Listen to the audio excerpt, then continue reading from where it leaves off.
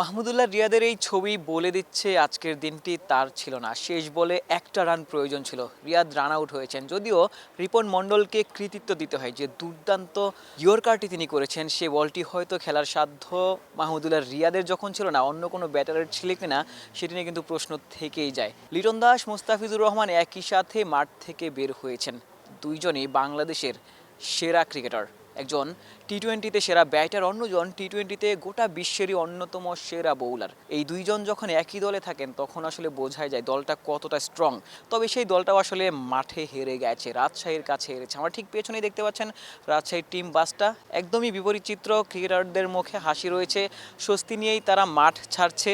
তবে লিটনরা কিন্তু স্বস্তিতে ছিলেন না, কারণ তারা ম্যাচটা হেরে গেছেন। সহজ একটা ম্যাচ, যে ম্যাচে হারার কোনো কারণই ছিল না।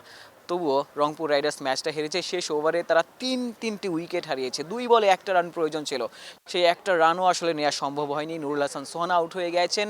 শেষ বলে মাহমুদুল্লাহ রিয়াদ রান আউট হয়ে ফিরেছেন। সুপার ওভারে রিপন মণ্ডল দুর্দান্ত বোলিং করেছেন। সুপার ওভারেও তিনি মাত্র 6 রান দিয়েছেন। রিপন যেন ওই সুপার ওভার স্পেশালিস্ট হয়ে গিয়েছেন কিনা। ওই ইমার্জিং এশিয়া কাপেও কিন্তু দুর্দান্ত বোলিং করেছিলেন ভারতের বিপক্ষে এবং ম্যাচ জিতিয়েছিলেন। আজকের দিনেও তার ব্যতিক্রম হয়নি।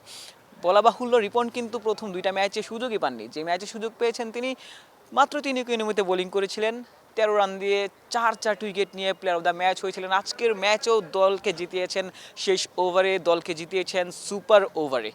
রিপন মণ্ডল বাংলাদেশ দলের গো টু বোলার হতে পারেন সামনের দিনগুলোতে। বলছিলাম রংপুর রাইডার্সের কথা, দলের সবার অবস্থায় আসলে চেহারায় আসলে স্পষ্ট হয়ে গিয়েছে যে আজকের দিনটি তাদের ছিল না।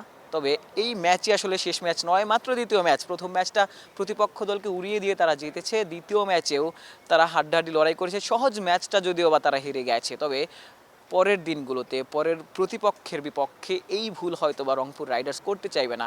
হয়তো বা রংপুর রাইডার্স ম্যাচ জিততে চাইবে, ধারাবাহিকভাবে জিততে চাইবে। চ্যাম্পিয়ন হওয়ার মতো যে দল, সেই দলটা চ্যাম্পিয়ন হওয়ার গৌরবিবা অর্জন করতে চাইবে। তবে ওই মাঠের ক্রিকেটে সবার ওই টিম হয়ে খেলা, এক হয়ে খেলা, সেটিই মূলত সব থেকে বেশি গুরুত্বপূর্ণ। রাজশাহীর টিম বাসটি চলে গেল, তারা আসলে ম্যাচ জিতে মাঠ ছেড়েছে। ওই রংপুর রাইডার্স হয়তো বা পরবর্তী ম্যাচ থেকে আবারও জয়ের ধারায় ফিরবে।